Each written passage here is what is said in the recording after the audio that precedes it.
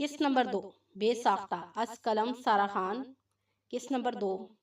अब शुमाइला टेबल पर खाना लगा ही चुकी थी। जायान पीछे से दबे पांव एकदम आया और शुमाइला की दिल की धड़कन तेज हो गई। वो एकदम चौंक गई। मुझे पता है कि शुमाइला एकदम मुंह से चीख निकलते ही बंद हो गई। मेरे होने में जैसा कि उसने चीख निकालने की आवाज को मुंह में ही दबा लिया हो। और शुमाइला मुंह में बुलबुलाते हुए बोली, बदतमीज कहीं का, तमीज ही नहीं है किसी भी चीज की। और इसी असना में वो कुर्सी खींचकर इसी कुर्सी पर बैठ गई। अगर वो जयान की इस हरकत पर चीख को अपने मुंह में न दबाती तो जयान की अम्मी और अब्बू ने आकर शुमाइला इसकी खूब खबर लेनी थी। इसने अपनी चीख की आवाज को इसलिए मुंह में दबा लिया है क्योंकि वो जयान के अम्मी और अब्बू को डिस्टर्ब नहीं करना चाहती थी। जयान का मूड काफी अच्छा था और वो भी आकर शुमाइला के सामने चेयर पर बैठ गया। जयान का एक और ख्वाब पूरा हो गया था जिसका हमेशा उसे इंतजार था। आज उसे एक बहुत बड़े ब्रांड का ऑर्डर मिला था, इसलिए वो बहुत ज्यादा खुश था।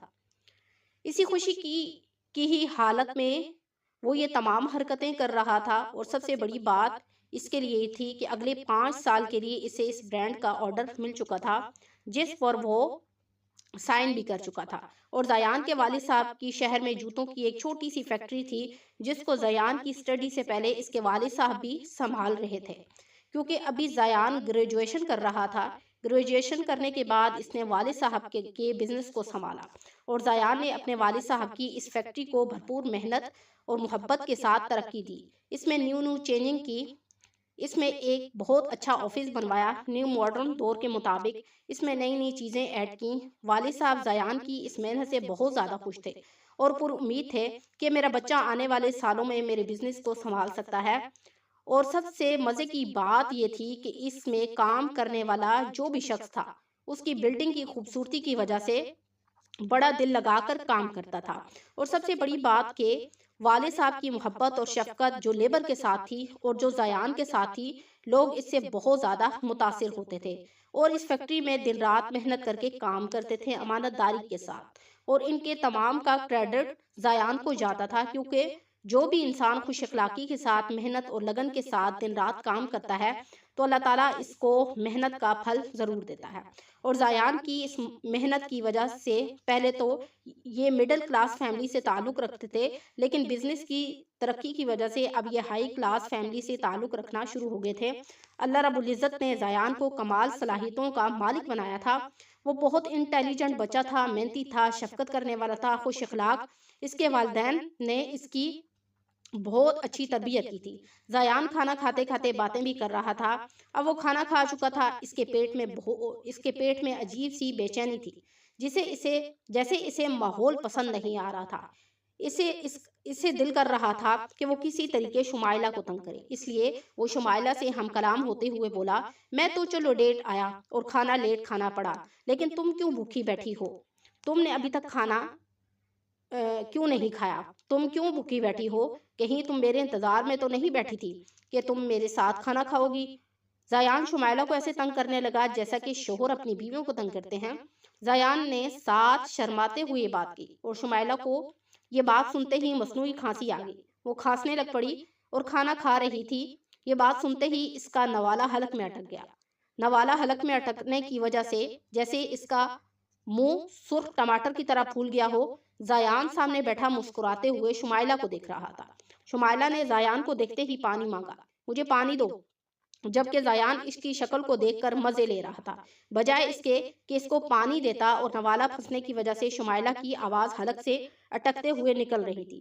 जयान को यह नहीं पता था कि इसका अंजाम इसको क्या मिलेगा। शुमाइला को जयान पर शदीद गुस्सा आ रहा था। इसने पानी का गिलास लेते ही अपने सालन का सारा कोला जयान के खूबसूरत कस्टर्ड भरे प्याले में उंडेल दिया, जिस कस्टर्ड को अम्मी ने खूबसूरत में वजात से तैयार किया था और स्पेशली जयान के लिए इसकी पसंदीदा डिश तैयार की थी। इस पे उंडेल दिया। मम्मी को मालूम था कि मुझे कस्टर्ड बहुत ज़्यादा पसंद है और इस कस्टर्ड का शुमाइला ने सत्यानाश कर दिया था। अब की तमाम मामला ख़राब करने के बाद शुमाइला बड़े पुरसकून अंदाज में पानी पी रही थी और साथ में जो अपने कारनामे से हासिल होने वाले रिजल्ट पर خوش ہو رہی تھی۔ اب شمائلہ کی باری تھی اپنا بدلہ لینے کی۔ بہت زیان کو ہم کلام ہو کر پکارتی ہے، تم کیا بکواس کر رہے تھے؟ یہ اپنی خوش فہمی اپنے پاس رکھو اور اپنی تھرڈ کلاس سوچ میرے اوپر مت اپلائی کرو۔ اور میں اب تک اس لیے بھوکی بیٹھی تھی کہ جب تمہارے لیے کھانا گرم کروں گی تو ساتھ خود بھی کھا لوں گی، کیونکہ مجھ سے بار بار کھانا گرم نہیں کیا جاتا۔ اب شمائلہ کو اپنا بدلہ لینا تھا، اس لیے شمائلہ نے دوبارہ رد عمل دکھاتے ہوئے اپنا بھرا ہوا پانی کا گلاس زیان کی شرٹ پر گرا دیا اور اٹھ کر چل دی اور بھاگتے بھاگتے اپنے کمرے میں داخل ہو گئی، اور زیان غصے سے لال نیلا پیلا ہوتے ہوئے اسے جاتے ہوئے دیکھ رہا تھا۔ اب زیان وہیں پر بیٹھے ہوئے سوچ رہا تھا کہ کاش یہ سب نہ ہوتا، اب اس کو برتن بھی خود ہی سمیٹنے تھے۔ اگر وہ ایسی بری بھلی باتیں نہ کرتا تو ابھی شمائلہ کو ہی سارے برتن اٹھانے پڑتے۔ ابھی زیان برتن اٹھانے ہی لگا تھا کہ اتنے میں وہ کیا دیکھتا ہے کہ امی اپنے کمرے سے باہر آتی ہیں اور اس کے ہاتھ میں ایک پانی کا جگ ہوتا ہے جو وہ بھرنے کے لیے کچن کی طرف چلی جا رہی ہوتی ہے، اور وہ جب امی کو دیکھتا ہے تو امی کو سلام دعا کرتے ہی اپنے منہ چھپائے تاکہ اس کی گیلی شرٹ کو امی کو نہ دیکھ لے، اور امی کو یہ کہتے ہوئے کہ مجھے صبح جلدی اٹھا دینا۔ یہ کہہ کر وہ اپنے کمرے کی طرف دوڑ لگاتا ہے، کہیں امی گیلی شرٹ دیکھنے کے بعد سوال و جواب نہ شروع کر دے۔